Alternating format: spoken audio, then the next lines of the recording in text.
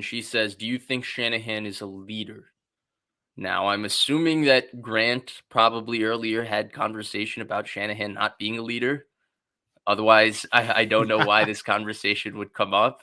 Um, and so I'm assuming also, given how much Grant and I used to disagree about this particular topic with Shanahan, and what great conversation it provided, that he said Shanahan is not a leader as well.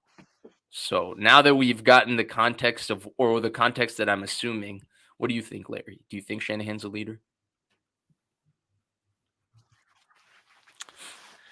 Yeah, I do. I mean, I'm in that room. I talk to guys on the record, off the record. I've never heard anybody but, total admiration and respect for Shanahan's ability. And um, it really comes down to it's like sales. You buy Mm-hmm. from who you like, and a head coach is no more. He's got an agenda. You're selling your plan. You got a plan every day. You got a plan every week. You got a plan every season, and you have themes, and you have to sell your themes to your players. And then it comes down to how hard you guys work, or how hard do you get guys to work. Well, I always felt like Shanahan's teams play consistently hard. I don't see the Niners jaking it. I think they bring great energy week after week after week. I don't see that in every spot in the NFL. So that's one reason I would call Shanahan a great leader. But the other reason is guys have to buy in. This is not college sports. You cannot hold their scholarship over their head. I'll yank it. I'll yank it. No, you can't do that. This is pro football. These guys show up with briefcases and Yeah. laptops and millions of dollars in the bank, Right. and they're men. So you have to sell your plan. And to sell it effectively, Vish, you have to have like and trust. Your trust is based on what you know, but your like is who you are. And the players like and trust Shanahan across the board because they like who he is, and then they trust that his plan works. So it's really so he's an effective salesperson to a number of different people that come into his room. They buy in because they know that he knows his offense produces points, and he's a likable, cool, easygoing guy. Now, does he? Some leaders are better at like taking the blame, and I don't think Shanahan's great at being like, it's on me. It's all on me. Some of that's bullshit, by the way. When coaches Yeah. step to the podium, Yeah. it's on me. What they really mean, it's on me not to yell at my assistant coaches who didn't yell at the players. It's really on the fucking players, but I'm going to say it's on me because it sounds good. Shanahan's not good at saying, "Hey man, it's all on me." I get that. And Grant goes at him for that. But that's just how the dude's wired. As far as does he sell his program to the players consistently, and do they buy in and do they play hard? Yes. And that is why he's a leader. So I think first thing I want to say is that I think the conversation is fair. Like, I've had this conversation so many different times with Grant that I know the points he makes. And they are fair points. You certainly cannot dismiss them, right? And he basically, like you mentioned, what he goes at for Shanahan not being the best at taking public culpability it's a real thing. Shanahan gets very Yeah. defensive when he's questioned, Yes. and he's not questioned really enough or pressed, so he's able to get away with being defensive for it. So that's a very real point. That's undeniable. Now, commenting about leaderships of head coaches, to me, it's sometimes a very, very difficult exercise, because a lot of people project based on how coaches present themselves publicly and based on their childhood experiences playing a sport, what they think good leadership is from a coach, right? So the coaches that come onto the mic and say, like McVay, it sounds really, really good when McVay comes to the mic and says, "Hey, it was on me. It was my fault. I got to be better. It starts with me," right? And he repeats that answer 8 different times. It sounds great. And but really, for players, it doesn't matter if McVay does that publicly. It does matter to some extent, but the leadership inside the building is really where the coach is going to make a difference. And like you mentioned, Shanahan has real buy-in from his players. They believe in his philosophy. They believe in him as a person. They believe in his mindset. They believe in his work ethic. They feed off his work ethic. That he's created a culture that I think you can't create without some level of leadership. So to me, definitely is a good leader.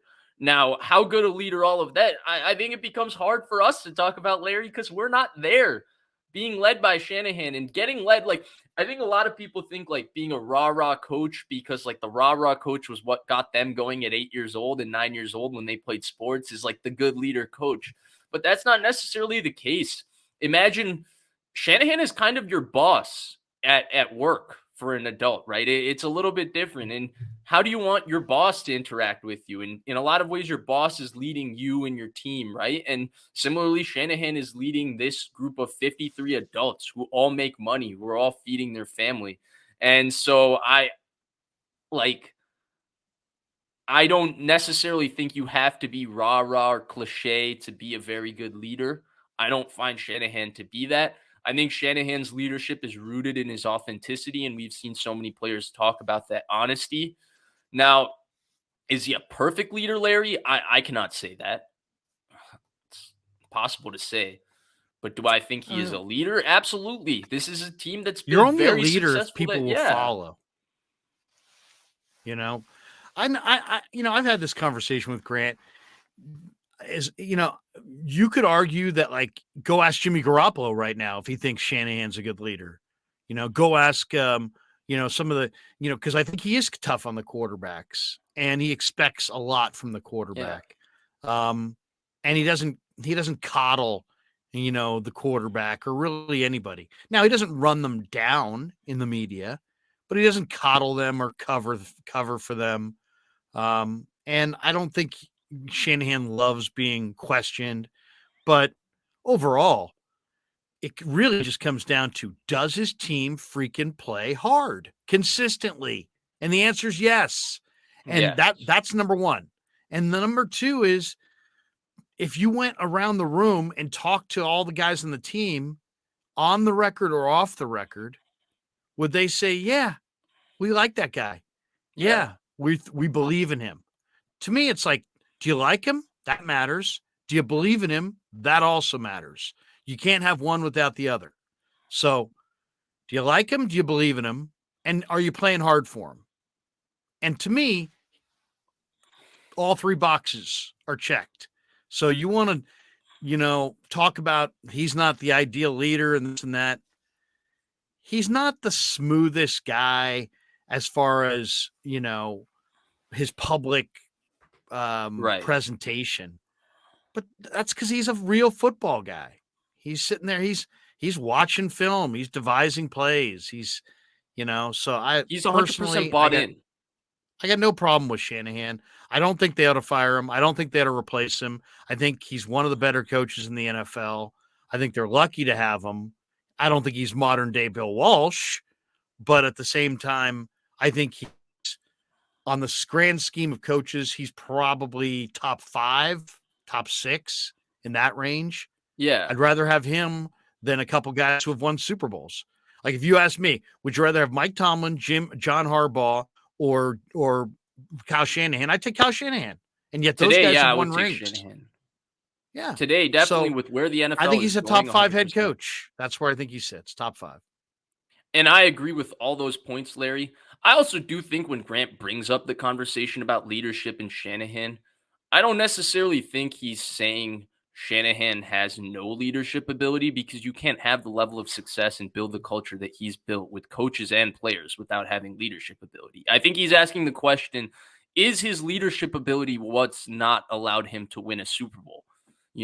He's been so close for so many years and he's not. And that's a different conversation, probably when we're not an hour and 48 minutes into a show, Larry. That's probably a much more nuanced conversation for another day. Now, with Shanahan and his leadership, the one thing I will say, Larry, that I've noticed that maybe, I don't even know if I would call it a flaw, but it's an observation I've had, is that sometimes I feel like he thinks because his delivery is from a genuine place to players, it means that they can't necessarily misunderstand his delivery, right? There was a complete disconnect with him and Brandon Ayuk on what was going on with the situation. They had to hash it out. Ayuk didn't necessarily seem to be aware of what Shanahan was upset. There was a disconnect with him and Dante Pettis. There's been a few disconnects with him and players, and sometimes I think that that disconnect exists because he's so direct and authentic in his communication, and he communicates in a way that he understands is blunt, but he also understands that, hey, I'm always communicating from the standpoint that I care about the player and I want the player to get better and I care about the football team. And so therefore, even if my delivery isn't the best, that's okay because I'm right because it comes from a genuine place. I do think that if there's something he could improve on, it's that. But Larry, he's also what, 44 years old? He's 6 years into doing this job. There's also growth that's going to go with him every single year. Like, I understand that he's already amongst the very best at his position, but I also look at it as he's also got to grow. And third string All Pro brings up a good point. Communication is mutual. It goes both ways. These are adults communicating. So it does go both ways there.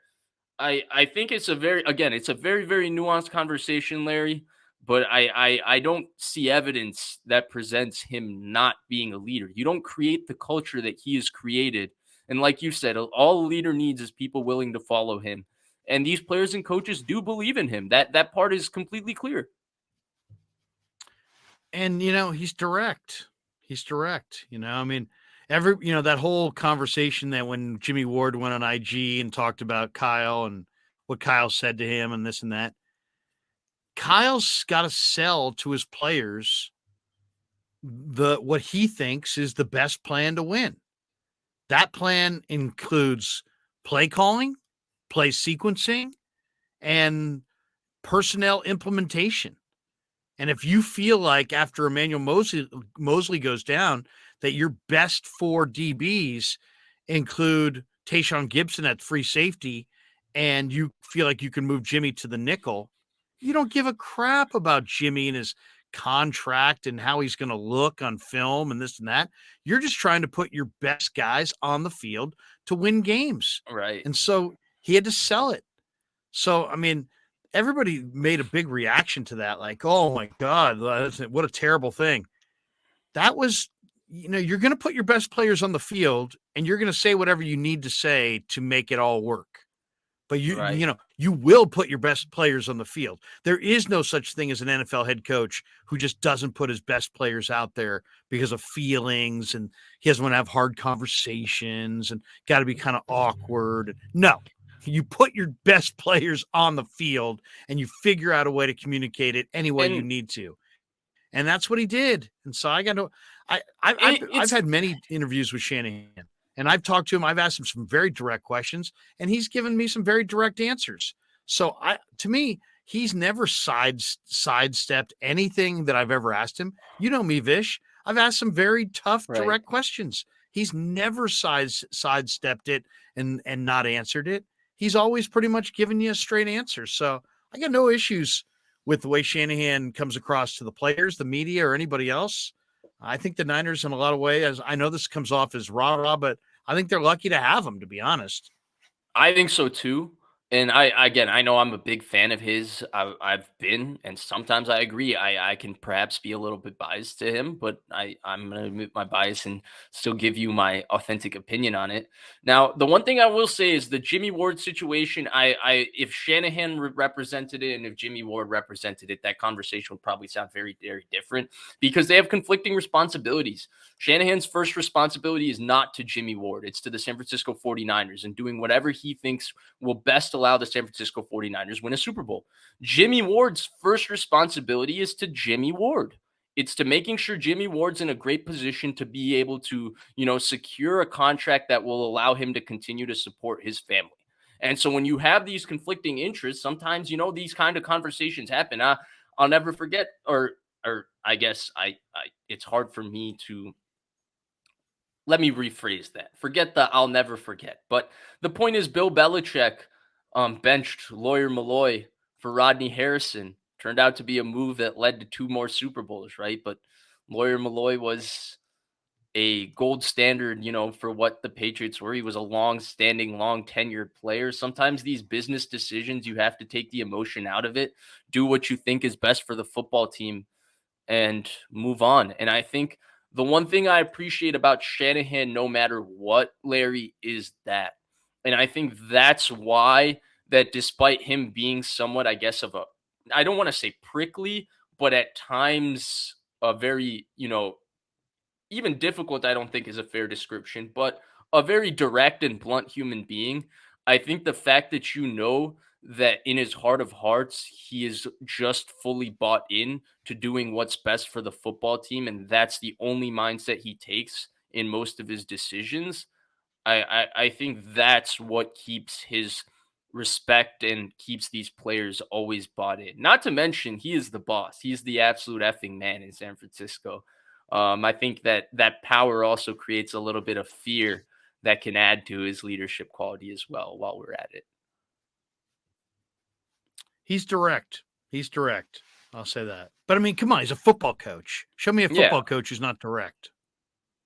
100%. And I agree. I think look, I love Grant, as someone put in the chat that some here. Let me pull up this comment, right? I'm exceptionally grateful for the show we had. And, I would never be involved in 49ers content if it wasn't for Grant asking me to do a show. I never even considered that as a possible thing for me to do.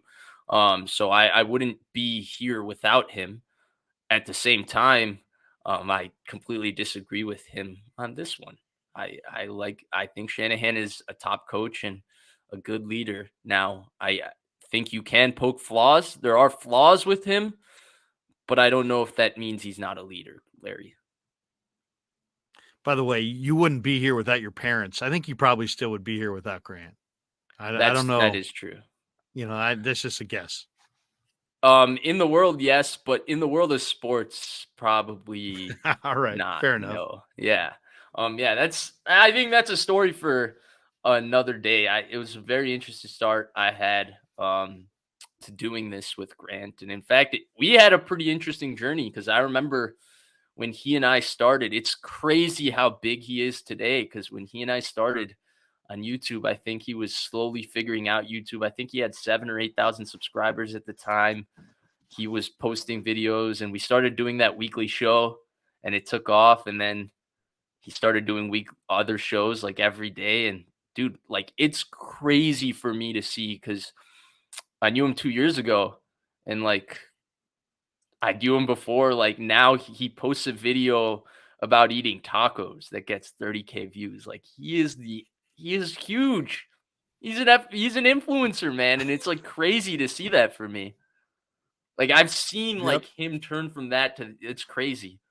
Like to me, like he's gotten to the point. I've mentioned this on different streams. Is like he's gotten to the point, Larry, where he doesn't even need to talk about the 49ers anymore.